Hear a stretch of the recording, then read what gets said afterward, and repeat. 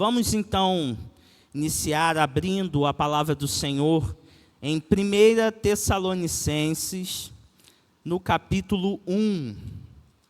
Primeira carta de Paulo aos Tessalonicenses, no capítulo 1. Nós iremos ler do versículo 1 ao versículo 10.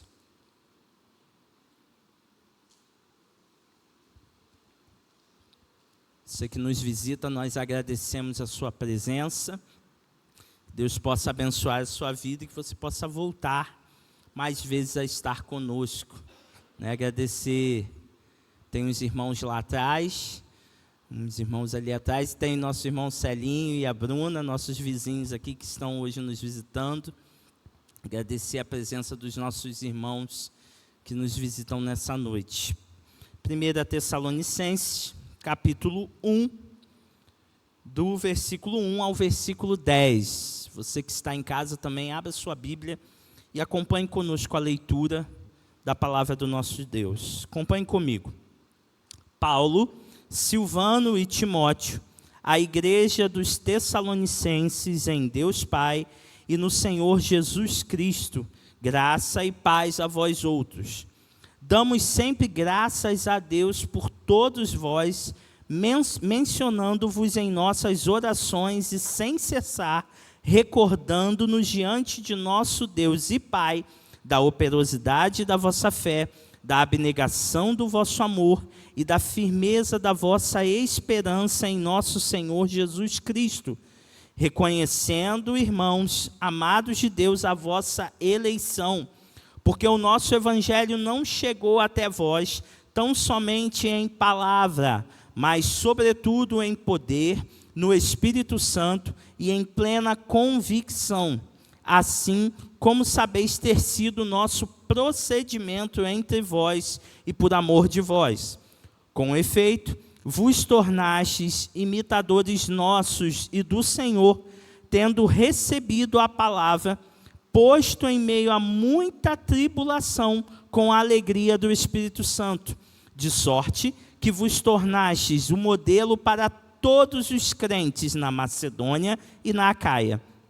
Porque de vós repercutiu a palavra do Senhor, não só na Macedônia e na Acaia, mas também por toda a parte se divulgou da vossa fé para com Deus, a tal ponto de não termos necessidade de acrescentar coisa alguma, pois eles mesmos, no tocante a nós, proclamam que repercussão teve o nosso ingresso no vosso meio, e como, deixando os ídolos, vos convertestes a Deus para servirdes o Deus vivo e verdadeiro, e para aguardardes dos céus o seu Filho, a quem ele ressuscitou dentre os mortos, Jesus, que nos livra da ira vindoura. Feche seus olhos. Senhor, eis aqui a tua palavra, Pai. A tua palavra é viva, a tua palavra traz transformação, traz mudança de vida, a tua palavra traz renovação de pensamento, Pai. E nós queremos te pedir nesse momento que o Senhor fale ao nosso coração através da tua palavra, Pai. Que o Senhor desperte o nosso coração pelo teu Espírito a compreendermos aquilo que o Senhor tem para nós nessa noite, Senhor. Ó Deus, e que possamos ser transformados por ela, Pai. Que o teu Espírito conduza tudo aqui no nosso meio e que ele fale ao nosso coração, Pai. E que toda a honra, toda a glória e todo o louvor seja para ti, Pai. Somente para ti é a nossa oração em nome de Jesus. Amém. Ao longo das últimas quintas-feiras, nós temos estudado essas cartas de Paulo. Nós já estudamos 1 Tessalonicenses, que nós acabamos de ler. Nós estudamos a carta toda com o pastor e iniciamos 2 Tessalonicenses. E na última quinta-feira eu finalizei o início do capítulo 2 até o versículo 6. E essa carta, as duas cartas, na verdade, trazem para nós, como igreja, algumas indicações muito preciosas e valiosas. Por quê? A igreja de Tessalonicenses, por mais dificuldades que eles tenham passado e lutas, foi uma das igrejas em que Paulo mais elogiou. a ação, a vida daquela igreja, a conduta daquele povo. Foi uma das igrejas em que Paulo mais teve prazer em falar de tudo aquilo que eles faziam, como eles procediam, como viviam, e isso trazia alegria ao coração de Paulo. Então, a carta aos Tessalonicenses traz para a gente um indicativo de como nós devemos ser como igreja. Quais atitudes nós devemos ter como igreja. E é interessante que Paulo aqui traz, nesse primeiro capítulo, eu quero tirar aqui 3 ensinamentos de Paulo. Porque esses ensinamentos mostram como aquela igreja vivia, como aquela igreja era vista e como aquela igreja seguiria se continuasse seguindo, se continuasse vivendo dessa forma que Paulo fala ali na carta. E hoje nós queremos meditar nesse entendimento de 3 marcas aqui de uma igreja verdadeira. Esse é o tema da nossa mensagem.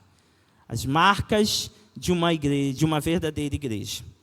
Então, Paulo inicia essa carta trazendo esse ensinamento para essa igreja, trazendo essa indicação baseado naquilo que aquela igreja já vivia, já era uma realidade deles, e baseado naquilo que os outros viam acerca deles.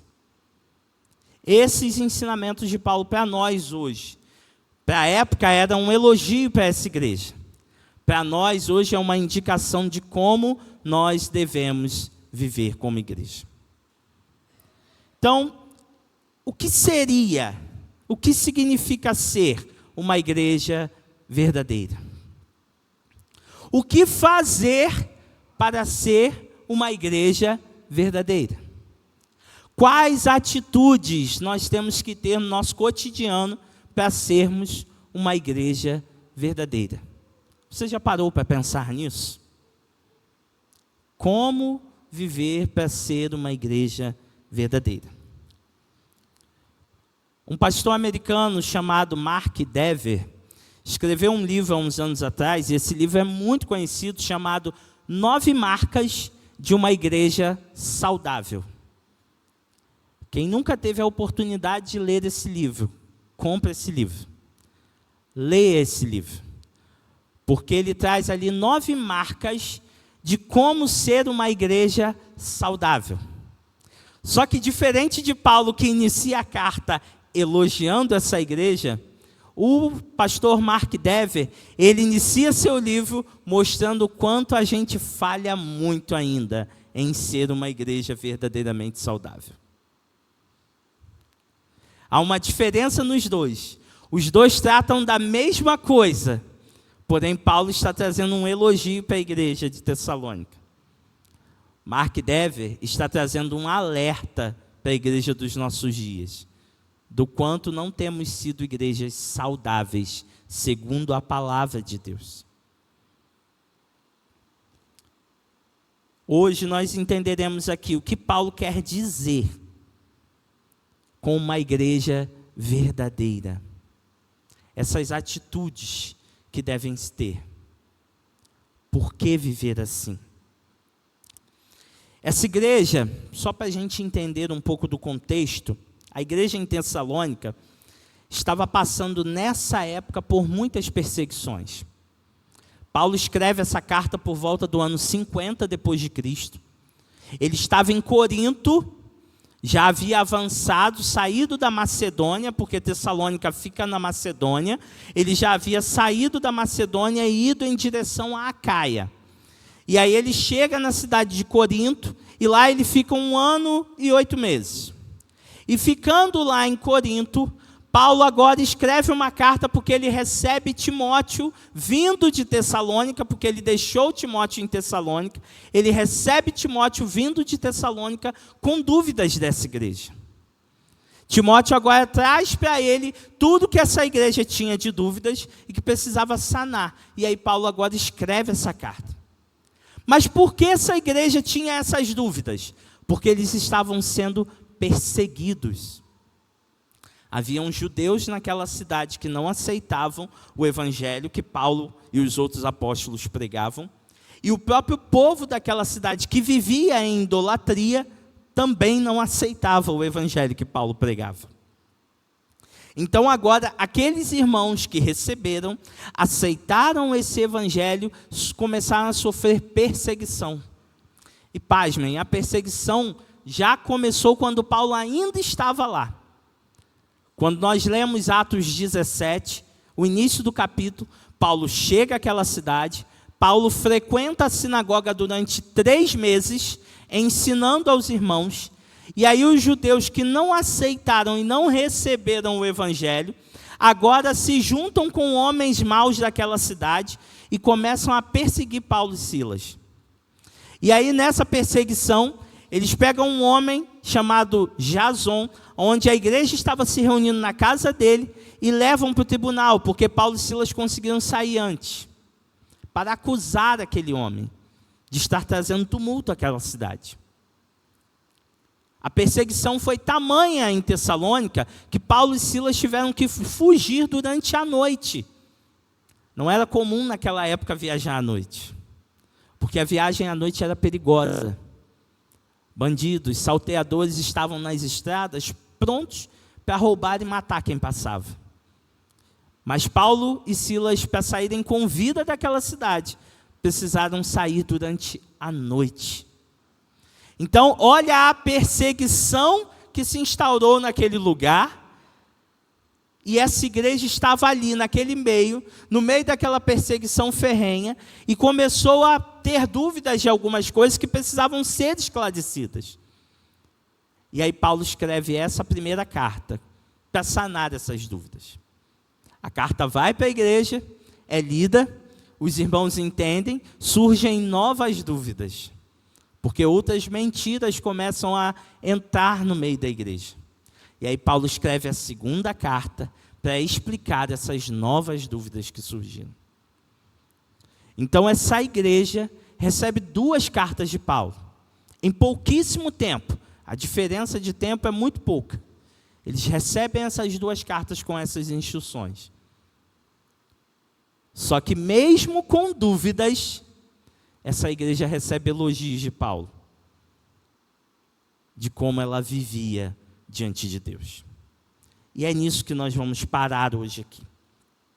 Vamos ler o texto para entender? Acompanhe comigo aí o versículo 2, novamente, porque Paulo inicia o versículo 1 com uma saudação, e aí ele agora começa o versículo 2 fazendo ações de graças e oração para aquele povo. Ele fala assim, ó: damos sempre graças a Deus por todos vós, mencionando-vos em nossas orações e sem cessar, recordando-nos diante de nosso Deus e Pai, da operosidade da vossa fé, da abnegação do vosso amor e da firmeza da vossa esperança em nosso Senhor Jesus Cristo, reconhecendo, irmãos amados de Deus, a vossa eleição, porque o nosso evangelho não chegou até vós tão somente em palavra, mas sobretudo em poder, no Espírito Santo e em plena convicção, assim como sabeis ter sido o nosso procedimento entre vós e por amor de vós.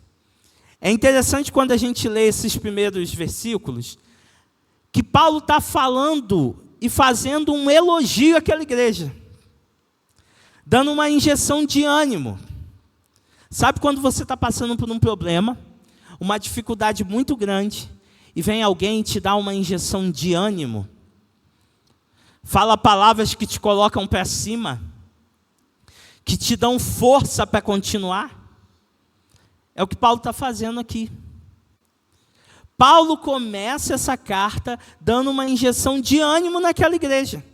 Ele inicia falando, olha, damos sempre graças a Deus, mencionando, e aí ele fala, olha, recordando diante de Deus, então significa que eles estavam orando, falando com Deus, lembrando o que de bom havia naquela igreja. Lembrando como aquela igreja vivia. E aí Paulo traz esse ânimo, esse elogio, essa forma de mostrar para aquela igreja que a intenção de Paulo nessa carta era encorajá-los e não discipliná-los. É diferente quando nós vamos para a carta aos Gálatas. Paulo já inicia a carta puxando a orelha da igreja. Quando Paulo escreve a carta aos Gálatas, ele não escreve para encorajar, ele escreve para disciplinar aquela igreja que havia abandonado o verdadeiro evangelho. Estava dando ouvidos ao evangelho falso. A igreja de Tessalônica não, ele inicia a carta elogiando essa igreja, falando do quão é precioso lembrar de como aquela igreja vivia. E aí ele reconhece que aquela igreja é uma igreja escolhida por Deus, uma igreja levantada por Deus, e aí ele fala, olha, o nosso evangelho não chegou até vocês somente em palavras, mas em poder do Espírito. Isso é, houve mudança, o Espírito Santo trouxe transformação à medida que nós pregávamos o evangelho no meio de vocês. O Espírito Santo trouxe mudança de vida em vós. E nós saímos daí fugidos.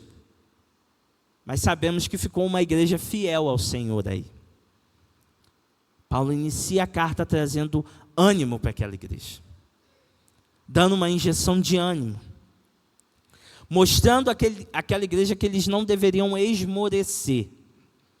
Mostrando àquela igreja que eles deveriam se manter fiéis, fortalecidos, crendo no Senhor Jesus, lutando contra as mentiras que estavam tentando se infiltrar naquele lugar,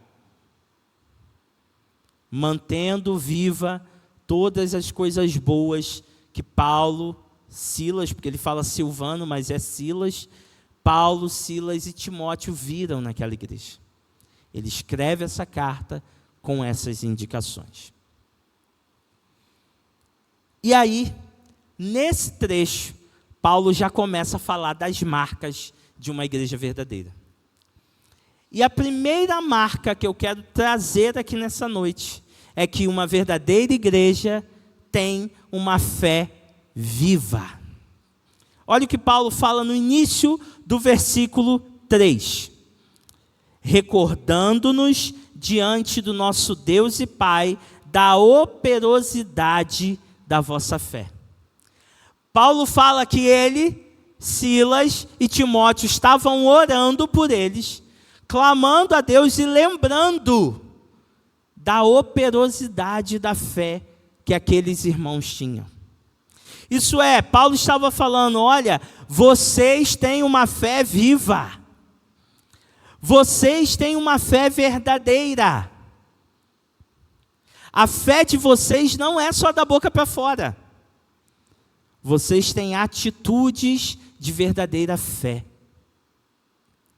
A fé de vocês produz frutos. A fé de vocês não é vã. Paulo inicia elogiando a fé que aquela igreja tinha. A fé que produzia frutos marcantes. Vamos ver esses frutos marcantes? Vamos para o versículo 6.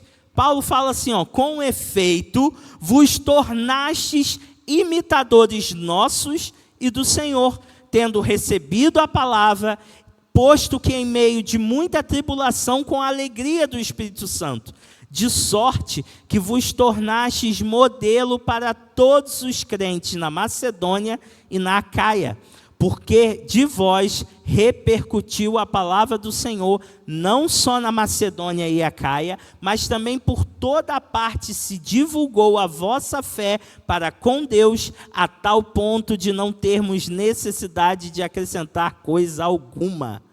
Olha Paulo falando que a fé deles produziu bons frutos. Olha Paulo mostrando que essa igreja era uma igreja verdadeira, porque a fé deles havia produzido bons frutos. Eles não estavam tendo uma fé de qualquer jeito. A fé deles, primeiramente, os fez virarem imitadores de Paulo e de Cristo. Paulo vê neles que eles estavam imitando a Jesus Cristo. A vida deles era uma vida que refletia Cristo. A fé deles era uma fé que refletia Cristo. E Paulo continua falando que eles se tornaram modelo para todas as igrejas que tinham na Macedônia e na Acaia. Tal modelo que Paulo diz que eles nem precisaram acrescentar nada, porque só o testemunho daquela igreja já era o bastante para trazer conversão a todos aqueles que estavam ao redor. Isso é, aquela igreja vivia a palavra de Deus. Aquela igreja, através das suas atitudes, anunciava a palavra de Deus. Aquela igreja, à medida que ela caminhava, que ela agia, que eles falavam, o povo falava e via, olha, Cristo está realmente neles. Esse Jesus que eles pregam está realmente neles. Nós vemos Jesus neles. É uma fé viva. Não é uma fé só de boca. Realmente reconheciam que eles eram verdadeiros cristãos. Paulo fala, olha, nós não precisamos acrescentar nada. Os irmãos olham o testemunho de vocês, andam junto com vocês e veem que vocês são verdadeiros cristãos. E o testemunho de vocês está se propagando, está repercutindo em toda a Macedônia e na Acaia. Isso é, Paulo estava lá em Corinto, distante de Tessalônica, e ouviu bons frutos da fé que eles estavam tendo lá em Tessalônica.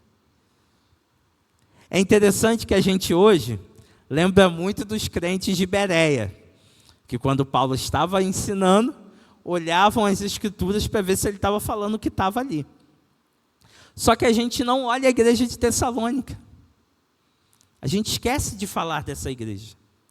Porque Paulo está falando que só a conduta dessa igreja já era suficiente para propagar o evangelho. Enquanto os crentes de Bereia estavam analisando as escrituras, e não estavam errados, estavam certos, os crentes de Tessalônica estavam vivendo tamanha fé a tal ponto de propagar o evangelho através do seu próprio testemunho de vida. Olha que exemplo dessa igreja. O que isso indica para nós? Nós precisamos ter uma fé a ponto de que, quando as pessoas olharem para a nossa igreja, o testemunho dessa igreja aponte para Cristo. O modo de viver dessa igreja aponte para Cristo. O modo de falar dessa igreja aponte para Cristo. Só que isso não vai acontecer se você e eu, todos os dias, aplicarmos a viver essa fé verdadeira. Nós somos uma comunidade cristã, reunidos aqui. Se um sozinho tiver uma fé verdadeira e os outros 100 não tiverem, isso não vai resplandecer. Agora, quando todos caminham numa mesma fé, no mesmo pensamento, numa mesma forma de falar, aí sim o nosso testemunho resplandece lá fora. Qual é a nossa fé? Será que a fé que as pessoas aí de fora têm visto da nossa igreja tem sido uma fé verdadeira? E aí eu vou afunilar mais. Será que a fé que as pessoas têm visto na sua vida tem sido uma fé verdadeira? Será que as pessoas olham para você e falam, fulano tem uma fé verdadeira? Eu vejo isso através do testemunho de vida dele. Qual tem sido a sua fé? A sua fé tem sido uma fé que aponta para Cristo em tudo que você faz, ou a sua fé tem sido uma fé que não demonstra nada? Paulo aqui está trazendo uma fé de uma igreja que realmente produz frutos. Nós precisamos pegar o exemplo dessa igreja, para que a gente produza também frutos, aqui como igreja, como pessoa onde eu estiver, como família em nossa casa, A nossa fé precisa produzir frutos. Os nossos vizinhos precisam ver uma fé que produza frutos. A igreja de Tessalônica, Paulo, aonde chegou, ouvia falar daquela igreja e via os frutos. E nós? Precisamos ter uma fé firme. Precisamos ter uma fé viva, uma fé operosa. Não uma fé parada, não uma fé sem obras. As obras não nos salvam, mas as obras mostram que somos salvos. É por isso que Tiago fala que a fé sem obras, isso é, sem frutos que demonstrem que realmente fomos salvos, ela é morta. A fé precisa produzir boas obras. A fé precisa produzir um bom caráter. A fé precisa trazer em nós certeza e confiança de quem nós somos em Jesus. E vivermos como Ele preparou para que nós vivêssemos, santos e irrepreensíveis. A fé precisa produzir isso em nós, crer nisso. E eu não estou falando aqui de confissão positiva, de dizer eu vou conseguir, eu vou ser, eu vou fazer. Não estou falando de nada disso. Eu estou falando de realmente mudar de vida e ter atitudes que imitem a Cristo. Ter atitudes que mostrem a Cristo. Que Cristo veja, que as pessoas vejam em nós a Cristo. É essa a fé. Isso não quer dizer que nós não vamos pecar, isso não quer dizer que nós não vamos errar. Mas significa que a partir do momento que eu tenho atitudes de uma fé que aponta para Cristo, a possibilidade de eu pecar e errar é mínima. Porque eu estou mais parecido com Jesus. Eu estou imitando mais a Jesus. Eu estou vivendo mais como Jesus. A nossa fé viva, ela honra o sacrifício de Jesus na cruz. A nossa fé viva demonstra que Jesus não sofreu em vão. Mas demonstra que nós damos a devida honra ao que Ele fez naquela cruz por nós. Uma fé viva também não se preocupa com o bem-estar. Sabe por quê? Muitas vezes a gente acha que ter uma fé viva é pedir e receber. Só que Deus não é gênio da lâmpada, que vai nos conceder tudo que nós pedimos a hora que nós quisermos. Uma fé viva é uma fé que pede, certo que o Senhor pode fazer, mas se Ele não quiser fazer, eu sou grato da mesma forma.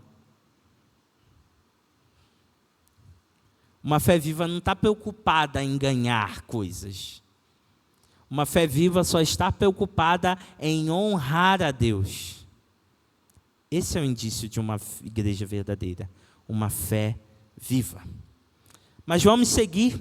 E o segundo ponto, uma verdadeira igreja tem um amor abnegado. Ainda no versículo 3, Paulo fala assim, vamos iniciar de novo. Recordando-nos diante do nosso Deus e Pai, da operosidade da vossa fé e da abnegação do vosso amor.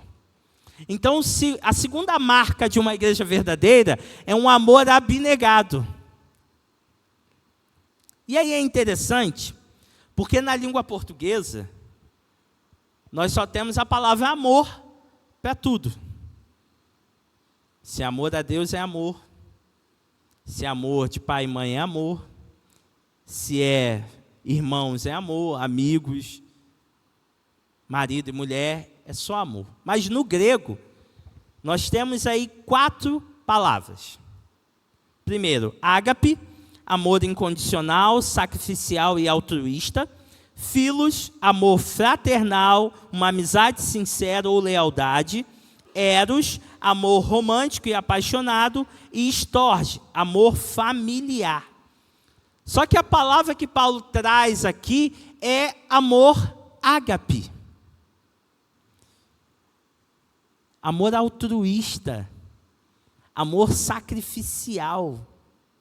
É essa palavra que Paulo está trazendo para essa igreja. Então significa que essa igreja tinha um amor ágape abnegado, ela não estava presa a nada. Ela tinha um coração aberto do amor que vem de Deus. E aí nós podemos ver isso em 2 pontos. Vamos lá para o versículo 9. Paulo fala assim no versículo 9. Pois eles mesmos, no tocante a vós, proclamam que repercussão teve o nosso ingresso no vosso meio, e como, deixando os ídolos, vos convertestes a Deus, para servirdes o Deus vivo e verdadeiro.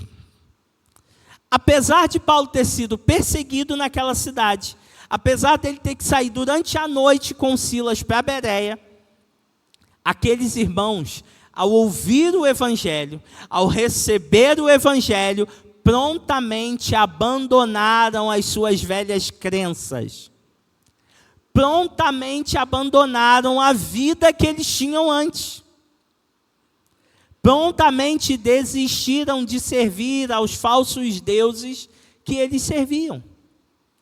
Paulo aqui está falando que todos aqueles que estavam falando sobre a fé daquela igreja, estava dizendo que a repercussão foi tão grande, porque logo assim que Paulo e Silas chegaram ao meio deles, aquela igreja começou a abandonar, aquele povo começou a abandonar os ídolos, começou a desistir das velhas crenças, começou a abandonar as velhas práticas.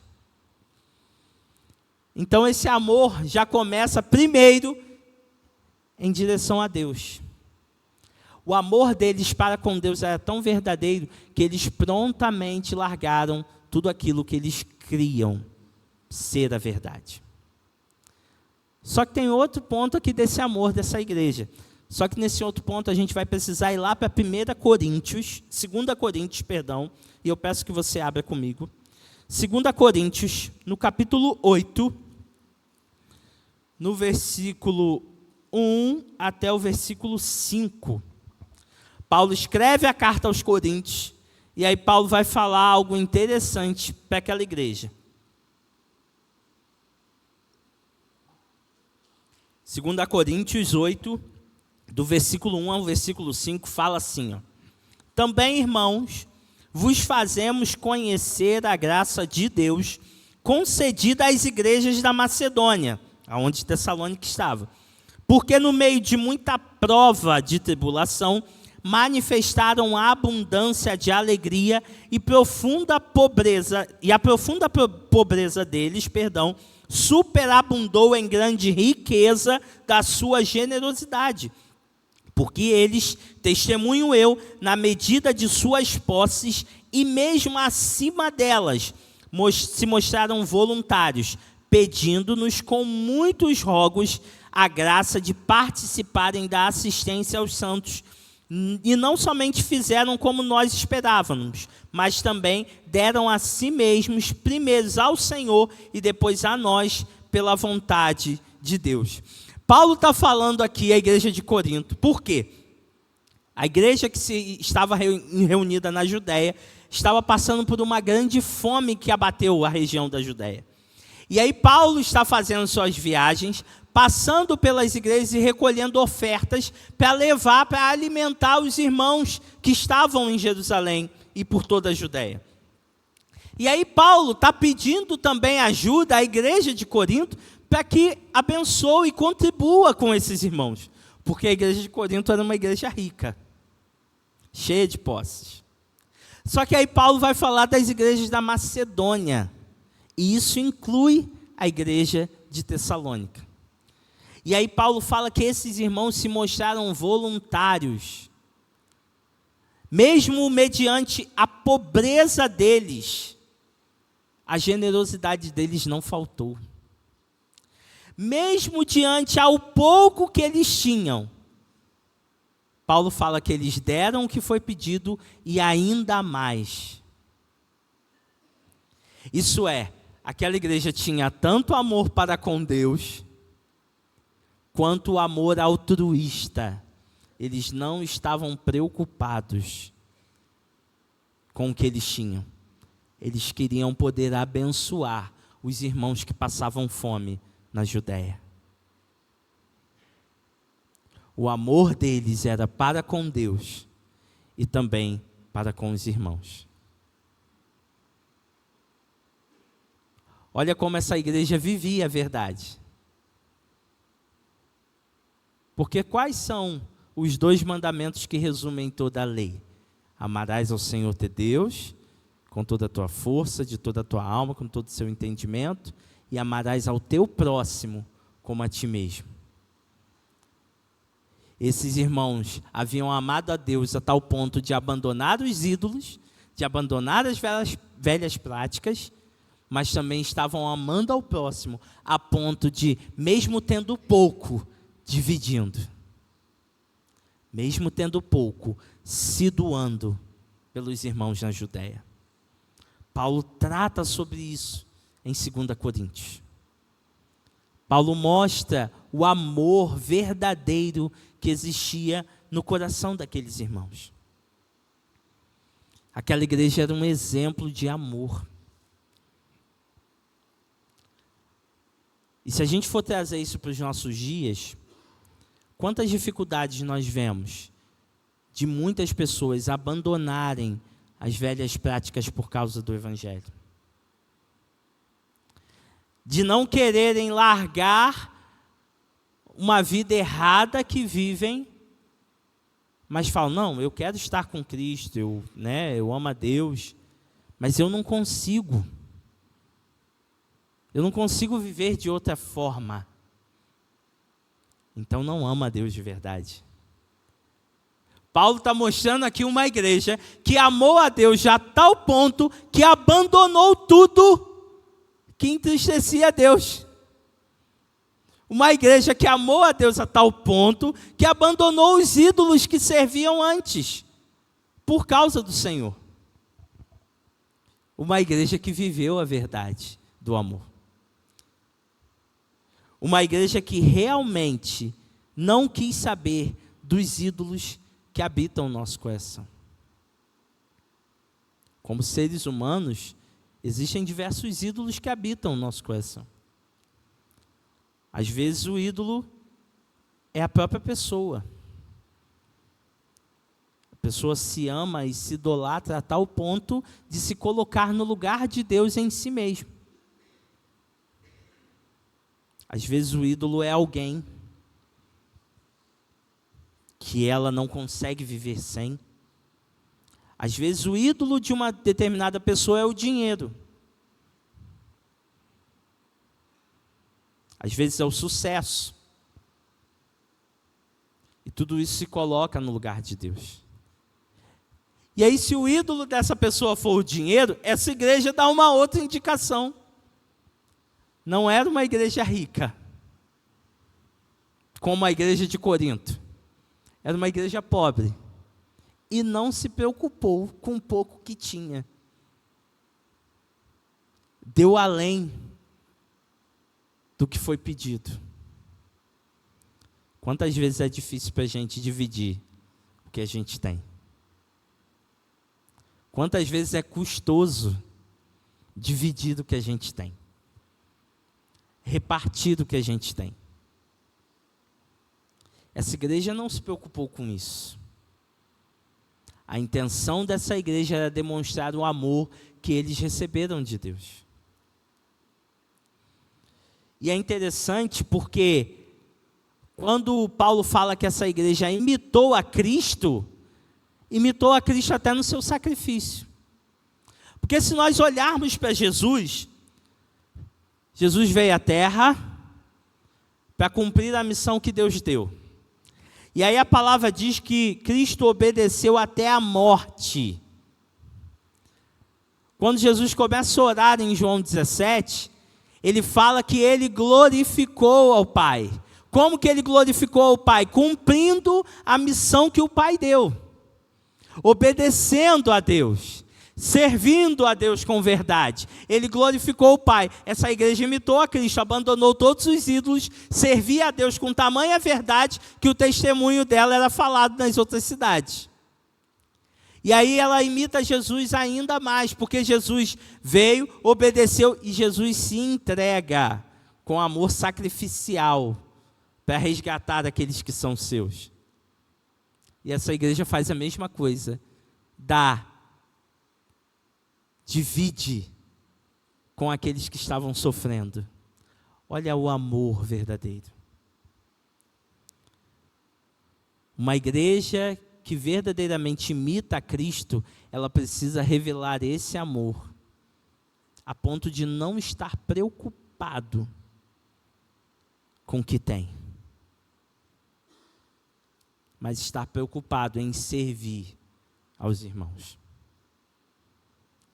Mas nós ainda temos um último ponto aqui, que uma verdadeira igreja tem a firme esperança em Cristo. E aí, voltando no versículo 3 de 1 Tessalonicenses 1, Paulo fala assim: recordando-nos diante de Deus, diante de nosso Deus e Pai, da operosidade da vossa fé, da abnegação do vosso amor e da firmeza da vossa esperança em nosso Senhor Jesus Cristo. Essa igreja tem uma firme esperança em Jesus Cristo.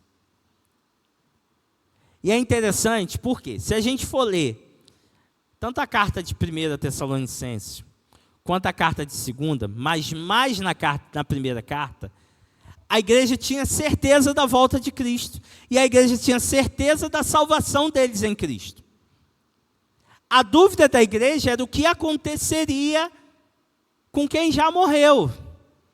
E aí Paulo esclarece, explica como seria a vinda, como aconteceria com quem já morreu, como aconteceria com a igreja, como a igreja seria arrebatada. Quando chega na segunda carta, as dúvidas em relação à volta de Cristo ainda existem no meio da igreja. Só que agora as dúvidas será que Jesus já não voltou? Porque eles estavam sendo enganados por alguns falsos mestres. Será que Jesus já não voltou e nós ficamos? Porque nós estamos sofrendo. E aí Paulo vai indicar para aquela igreja que ainda não, dá os passos de como será a volta de Cristo e relembra aquela igreja que aquela igreja é uma igreja verdadeira e salva por Jesus. Aquela igreja se mantinha firme nessa esperança de que Jesus voltaria. Eles só precisavam saber como isso aconteceria. E Paulo escreve as 2 cartas para explicar isso àquela igreja. Só que é interessante que a esperança aqui não é esperança como nós achamos. Porque quando a gente fala de esperança, a gente pensa em algo que a gente espera, que pode ou não acontecer. Pode ser que aconteça, e se acontecer eu estou muito feliz, amém. Mas pode ser também que não aconteça. E dependendo do que for, está tudo bem também. Dependendo do que for, a gente fica até chateado. Poxa, não aconteceu de novo isso. Não é esse tipo de esperança. Na verdade, a melhor tradução aqui não seria esperança, mas seria certeza. E não esperança. Porque quando a Bíblia fala de esperança, não é uma esperança que pode acontecer ou não, mas é uma esperança de que nós temos certeza que vai acontecer. Paulo está elogiando aquela igreja, falando para eles que eles tinham a certeza e se mantinham firmes em Cristo por essa certeza de que Cristo voltaria para resgatá-los. Eles se mantinham assim. Essa igreja estava firmada nisso. Não, Jesus vai voltar e eu creio e eu não duvido disso. E eu vivo na expectativa da volta dele. Eu vivo pronto para a volta dele. Essa igreja vivia tão pronta para a volta dele, que alguns irmãos caíram no erro de vender tudo que tinham e ficar só esperando. Já vendi, não tem nada que me prende à terra. Agora eu só estou esperando Jesus voltar. E aí Paulo dá até um alerta para os irmãos que fizeram isso, que não eram para ter feito.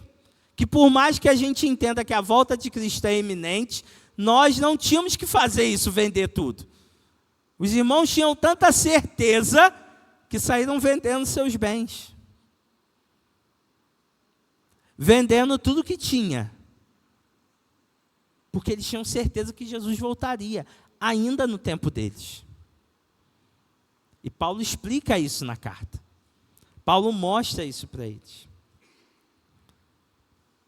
E Paulo fala, olha, fiquem tranquilos, ainda não aconteceu. Mas trabalhe, viva a sua vida nessa confiança e nessa certeza que o Senhor Jesus vai retornar. No versículo 10, ele encerra falando: e para guardardes dos céus o seu Filho, a quem ressuscitou dentre os mortos, Jesus, que nos livra da ira vindoura. A igreja precisa viver essa esperança da volta de Cristo. Muitas igrejas hoje não têm vivido essa esperança do retorno triunfal do Senhor Jesus. Muitos lugares estão vivendo de forma como se Jesus, vai demorar ainda. Fique tranquilo. Viva a sua vida, mas nós não podemos viver assim. Nós precisamos viver como se o Senhor fosse voltar agora. Ou daqui a 10 minutos, ou daqui a 1 hora. Nós precisamos viver certos da volta de Cristo.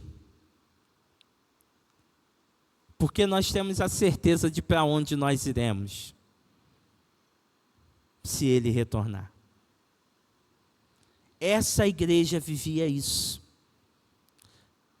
Ela vivia nessa esperança e vivia uma vida santa e reta diante de Deus. Nós precisamos viver uma vida santa e reta diante do Senhor. As igrejas dos nossos dias não têm mais pregado isso. Nós vemos muitos lugares pregando só coisas que massageiam o ego.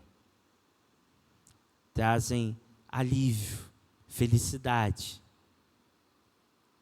Mas não uma exortação de viver uma vida santa e reta diante do Senhor. Muitos hoje vivem como se a vinda de Jesus não fosse uma realidade.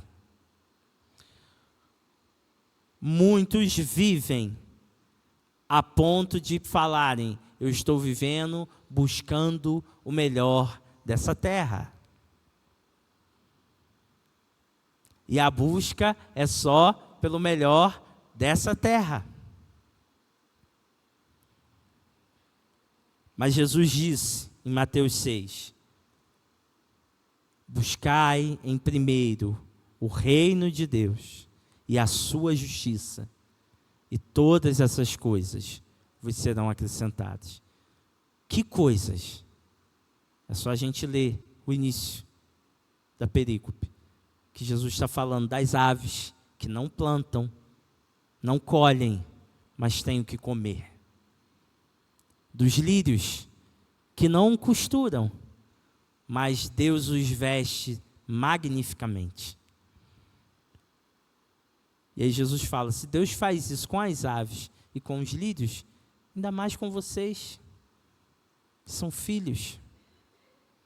Isso é, nós não precisamos viver preocupados, porque o Senhor irá suprir todas as nossas necessidades. Mateus, significa que eu não preciso trabalhar? Posso ficar tranquilo que Deus vai suprir? Não. Significa que você tem que trabalhar. Você tem que correr atrás. Você não pode viver em função disso, como se isso fosse o fim principal da sua vida. O fim principal da minha vida é ganhar dinheiro. E aí eu não faço mais nada além de correr atrás de ganhar dinheiro. E aí eu estou colocando o dinheiro no lugar de Deus na minha vida. Não é isso que Jesus está falando. Nós não temos que viver uma vida apegados a algo como se aquilo fosse o mais precioso. O que nós devemos viver apegados é a certeza da volta do nosso Senhor e da nossa salvação em Cristo. O nosso apego precisa estar nisso, e não em bens materiais. Mas isso não significa que você não pode e não deve buscar ter e dar uma vida melhor para a sua família. Uma vida tranquila, financeiramente falando. Mas isso não pode ser o alvo principal da sua vida.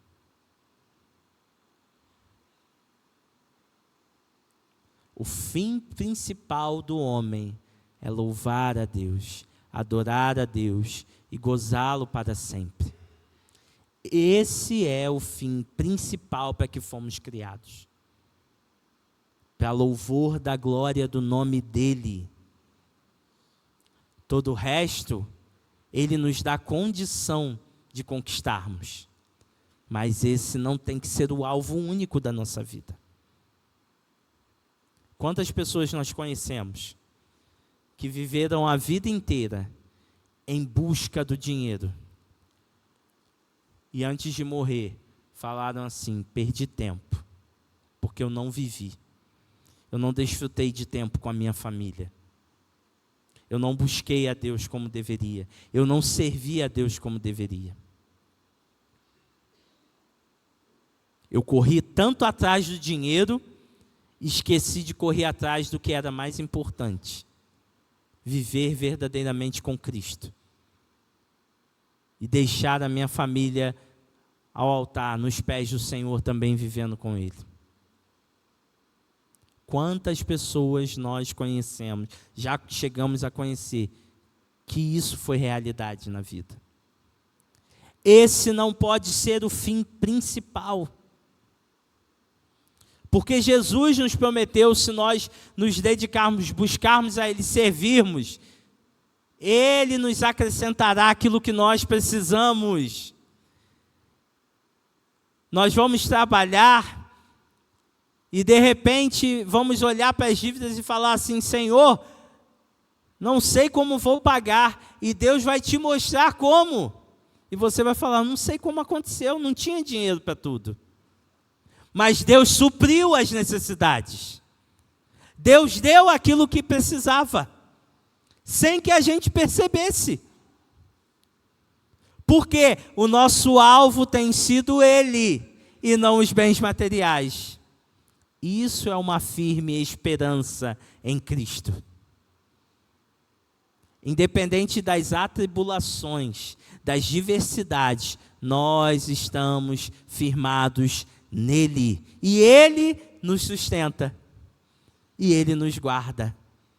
E Ele nos livra. Tudo que nós precisamos vem dEle e está nele. Nós só precisamos confiar firmemente no nosso Senhor. E o resto, Ele faz. Nós precisamos descansar nele. Não há outro motivo se não confiarmos nele. Uma igreja, uma verdadeira igreja, tem a firme esperança em Cristo. Mas agora olhando para nós, e aí eu caminho para o final aqui. Como tem sido a nossa fé? Pare para pensar. Como tem sido o nosso amor? A nossa fé tem produzido bons frutos? O nosso amor tem sido um amor altruísta? Um amor sacrificial? Ou um amor egoísta? Como tem sido? Pare para analisar a sua vida. Será que temos servido a Cristo e aos irmãos da maneira como a palavra do Senhor nos ensina? E a nossa esperança na volta do nosso Senhor tem sido uma esperança firme, viva? Ou nós vivemos duvidando que realmente Jesus vai voltar? Ou nós vivemos uma vida buscando os prazeres terrenos e não preocupados com a verdade, que é estar firmados e olhando para o alvo que é Cristo? Como tem sido? Uma igreja verdadeira precisa ter essas marcas ativas no seu cotidiano. Uma fé viva, um amor abnegado e uma firme esperança em Jesus. Uma igreja verdadeira precisa ter isso todos os dias ativo dentro de si. Será que aonde nós estamos indo, as pessoas têm visto essas 3 marcas em nós? Pare para analisar, irmão. Será que aonde você passa, as pessoas veem essas marcas de uma igreja verdadeira em você? Nós precisamos olhar para dentro. Não sou eu que vou dizer quem está tendo uma fé viva, quem está tendo um amor abnegado, ou quem está tendo uma firme esperança. Eu só posso falar de mim mesmo. Cada um precisa olhar para dentro de si. Eu não posso olhar para o seu coração e dizer que você está ou não servindo verdadeiramente a Deus. Mas eu posso ver os seus frutos e você pode ver os meus frutos. Será que os frutos que vocês têm visto em mim e os frutos que eu tenho visto em vocês são frutos que mostram marcas de uma igreja verdadeira? Pare para pensar nisso. Pare para analisar a sua vida. Uma igreja verdadeira reflete o que está aqui, nas Escrituras. Sabe por que a gente precisa refletir o que está aqui? Porque é assim que o mundo vai ver Cristo em nós. Nós precisamos ter essas marcas. E se não temos, precisamos buscar essas marcas.